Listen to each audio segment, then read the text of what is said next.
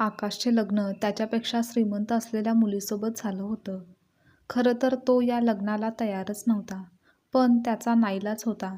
त्यामुळे त्याने त्या श्रीमंत मुलीसोबत लग्न करण्यास होकार दिला आणि त्याचं लग्न श्रीमंत असलेल्या अनुसोबत झालं. पण लग्नाच्या काही दिवसानंतर आकाशला असं वाटू लागलं की त्याची बायको त्याच्यासोबत विश्वासघात करत आहे. आणि अनु असं का करत आहे आणि कशासाठी करत आहे हे जेव्हा आकाशला समजलं तेव्हा तर आकाश एका मध्यमवर्गीय कुटुंबात लहानाचा मोठा होत होता. तो एका नामांकित प्रायव्हेट कंपनीमध्ये काम करून त्याचे घर कसं तरी चालवत होता. त्याला वडील नव्हते, तर तो त्याच्या 2 बहिणी आणि आई असं त्याचं छोटं कुटुंब होतं. आकाशवर संपूर्ण कुटुंबाचा आर्थिक भार व बहिणीच्या लग्नांची जबाबदारी देखील त्याच्यावरच होती. बहिणींचे लग्न आकाशलाच करून द्यायचं होतं. त्यामुळे नेहमी त्याला या गोष्टीचं टेन्शन होतं आणि आता तर ते वाढतच चाललेलं होतं. कारण आर्थिक स्थिती इतकी चांगली नव्हती की पटकन बहिणींचं लग्न तो करून देईल. तो नेहमी हाच विचार करत होता की मी आपल्या या पगारात आपलं घर चालवायचं की बहिणीचं लग्न करून द्यायचं. त्याला काहीच कळत नव्हतं आणि तो स्वतः 30 वर्षाचा झालेला होता आणि त्याच्या 2 बहिणी त्याच्यापेक्षा थोड्या लहान असल्या तरी त्यांचंही आता लग्नाचं वय झालं होतं. म्हणूनच आकाशला बहिणीचं लग्न करायचं होतं. शिवाय चांगले खात्रीशीर स्थळ मिळणं कठीण होतं आणि याच टेन्शनमध्ये तो इतका होता की त्याचं कोणत्याच कामात लक्ष लागत नव्हतं. त्याच्या चेहऱ्यावर हे टेन्शन, काळजी आता स्पष्ट दिसू लागलं होतं. एके दिवशी तो ऑफिसला नेहमीप्रमाणे गेला, पण त्या दिवशी तो जास्त टेन्शनमध्ये होता. कारण सकाळीच आईचा फोन आला होता की पैसे पाठवून दे, पण आकाशकडे आता काहीच पैसे शिल्लक नाहीत. पगार होऊन 15 दिवस झाले होते व पुढचा पगार व्हायला अजून 15 दिवस बाकी होते. त्या दिवशी आकाशच्या बॉसने त्याला टेन्शनमध्ये पाहिलं आणि काही वेळाने त्याला केबिनमध्ये बोलावून घेऊन विचारलं की आकाश, काय झालं आहे? सर्व काही ठीक तर आहे ना? कारण सध्या तू जरा जास्तच टेन्शनमध्ये असतोस ते मी बघितलं आहे आणि आता तुझं पहिल्यासारखं कामात फारसं लक्षही नसतं. तेव्हा आकाश बोलतो, नाही सर, असं काही नाही. असं बोलून त्याने विषय टाळला. पण बॉस पुन्हा विचारले की काहीतरी तुला टेन्शन, काळजी आहे जे मला तुझ्याकडून जाणून घ्यायचं आहे. तेव्हाही आकाश काही त्यांना सांगणार नव्हता, पण त्यांनी जास्तच आग्रह केला. तेव्हा आकाशने घरातील सर्व टेन्शन, बहिणीच्या लग्नाची जबाबदारी हे सर्व सांगितलं. तेव्हा बॉस त्याला म्हणाले की बरं, असं आहे का? ठीक आहे, तू एक काम कर, येत्या रविवारी तू माझ्या घरी जेवायला ये. मी तुझं सर्व टेन्शन, चिंता दूर करेन आणि आता कोणत्या गोष्टीचं दडपण पण घेऊ नकोस. तेव्हा सरांचं बोलणं ऐकून आकाशने त्यांचे आभार मानले आणि तो तेथून बाहेर आला. पण त्याला कळत नव्हतं की त्याच्या प्रॉब्लेमचं सोल्युशन सरांकडे कसं काय असू शकेल.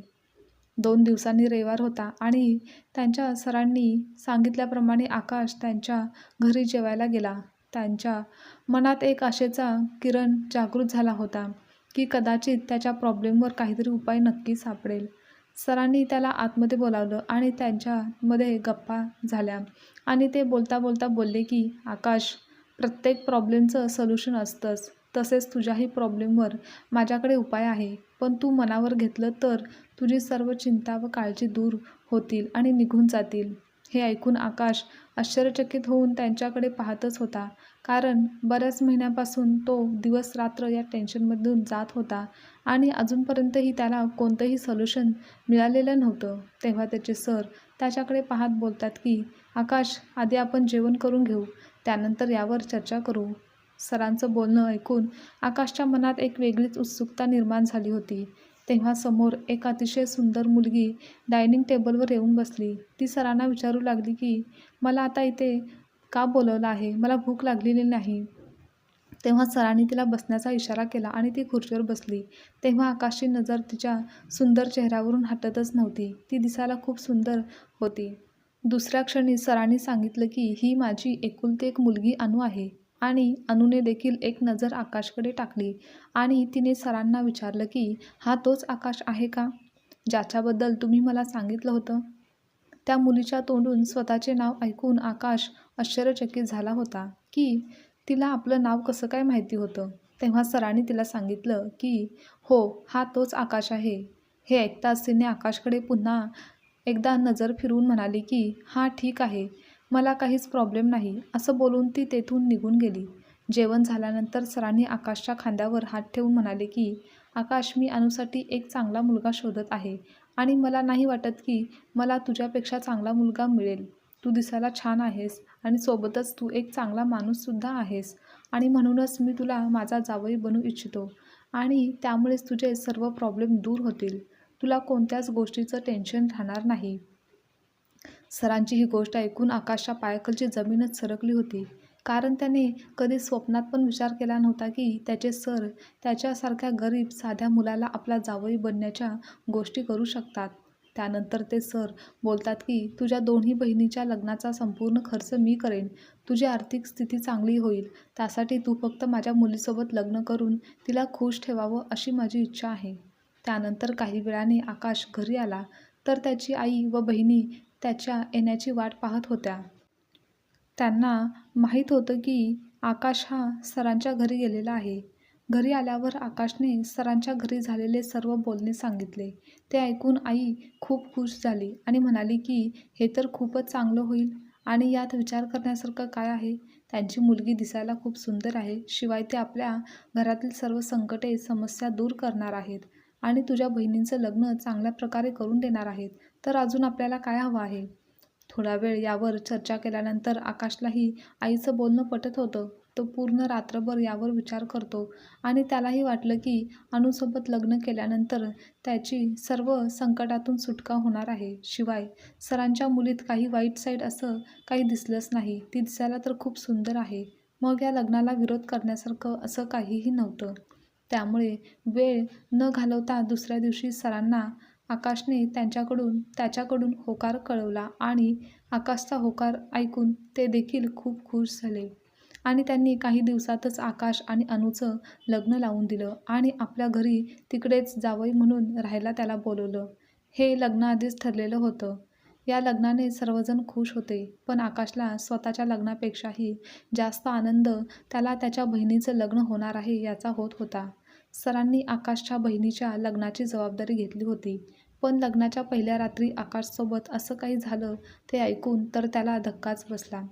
लग्नाच्या पहिल्याच रात्री आकाशसोबत त्याच्या पत्नी अनुने अशी एक अट ठेवली की कोणताही पुरुष ती अट मान्य करायला कधीच तयार होणार नाही. ती म्हणाली की जर तू माझी ही अट मान्य केली नाही तर मी तुझ्यासोबत कोणतेही नाते ठेवणार नाही. आपल्या बायकोचं असं बोलणं ऐकून त्याला आश्चर्य वाटलं की लग्नाच्या पहिल्याच रात्री कोणती नवरी आपल्या नवऱ्यासोबत अशी बोलते.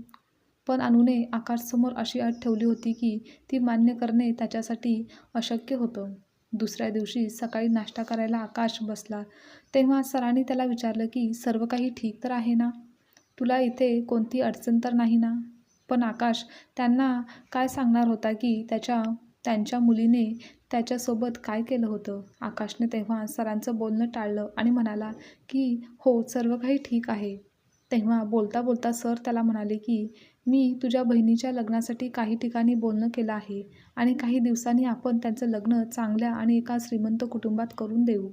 सरांचं बोलणं ऐकून आकाशला देखील दिलासा मिळाला की कमीत कमी माझ्या बहिणीचं लग्न तरी चांगल्या घरात होईल, त्या सुखी होतील आणि आपल्याला काळजी नाही.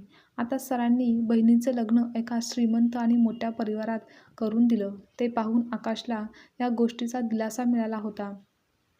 तो विचार करू लागला की लग्नानंतर आपल्या जीवनात आनंद सुख आलेलं नसलं तरी पण आपल्या बहिणी त्यांच्या जीवनात तरी खुश आणि आनंदी राहतील. पण कधीकधी आकाशने त्याच्या आयुष्याचा विचार केला तर तो दुःखी होऊन जात होता. शेवटी इच्छा नसताना काही दिवसानंतर आकाशने अनुची ती अट मान्य केली. कारण त्याने विचार केला की एकदा का ती आपली झाली की मग नंतर तिला प्रेमाने समजून सांगता येईल. आणि त्या रात्री आकाशने अनुला सांगितलं की मला तुझी अट मान्य आहे. हे ऐकून तर ती खूप जास्त खुश झाली आणि त्या रात्री त्या दोघांच्या जीवनातील सर्वात सुंदर रात्र झाली. त्यानंतर त्यांचे वैवाहिक जीवनही चांगले चालू लागले होते. त्यांच्या जीवनात सर्व काही चांगलं आनंदी सुरू होतं. तो आईला पण घर खर्चासाठी पैसे पाठवत होता. काही दिवस, काही महिने सर्व छान आनंदाने चालू होतं. पण काहीच दिवसानंतर हा आनंद आकाशच्या आयुष्यात एक वादळ आणेल असं त्याला कधीच वाटलं नव्हतं. कारण आता अनुच्या वागण्यात बदल झालेला दिसत होता. अनुच्या वागण्यात, बोलण्यात फरक दिसत होता. आकाशला कळलं होतं की रोज रात्री अनु त्याला दुधाचा ग्लास आणून द्यायची आणि ते दूध आकाशने प्यायल्यानंतर तो रात्री गाढ झोपायचा की दुसऱ्याच दिवशी सकाळी तो झोपेतून उठायचा. त्याला जाणवायचं की अनु रात्रभर त्याच्याजवळ नसायची आणि हे आता रोजच होत चाललं होतं. आणि त्यामुळेच आकाशला हे जाणवायला लागलं की अनु नक्कीच त्याच्यापासून काहीतरी लपवत आहे आणि आता हेच कारण त्याला जाणून घ्यायचं होतं की ती त्याच्यापासून नक्की काय लपवत आहे. आणि त्यानंतर जे काही आकाशसमोर उघड झालं, त्याला जे काही समजलं ते पाहून तर त्याच्या पायाखालची जमीनच सरकली. त्या दिवशी नेहमीप्रमाणे अनुने रात्री आकाशला तो दुधाचा ग्लास दिला आणि तिला वाटलं की त्याने ते दूध प्यायलेलं आहे. पण आकाशने त्या दिवशी ते दूध घेतलंच नव्हतं. त्यानंतर आकाशने झोपेचं सोंग केलं आणि अनुला देखील वाटलं की तो झोपलेला आहे. म्हणून अनु रूममधून बाहेर आवरून निघाली. अनु रूममधून बाहेर पडताच आकाशसुद्धा तिच्या मागे मागे हळूवार पावलाने तिचा पाठलाग करत होता. तिच्या मागे गेला. आकाशने पाठीमागून हळूच पाहिलं तर ती सरांच्या रूममध्ये गेली आणि तिने दरवाजा आतून बंद केला. हे पाहून आकाश संभ्रमात पडला. म्हणून त्याने त्या रूमच्या खिडकीतून पाहायचं ठरवलं. तो खिडकीजवळ गेला आणि हळूच रूममध्ये पाहू लागला. तर तेव्हा रूमच्या आतील दृश्य पाहून त्याला धक्काच बसला. कारण अनु व सर एकमेकांसोबत प्रेमाने बोलत होते व ते खूपच जवळ बसले होते. तेव्हा आकाश विचार करू लागला की कोणता बाप आपल्या मुलीसोबत या पद्धतीने बोलत नाही व असा जवळीक देखील येत नाही. काही वेळानंतर ते दोघेही बोलता बोलता असे काही बोलून गेले ते ऐकून आकाश एकदम सुन्न झाला. सरांनी अनुला त्या अटीबद्दल विचारलं होतं, जी अट लग्नाच्या पहिल्या रात्री अनुने आकाशसमोर ठेवली होती.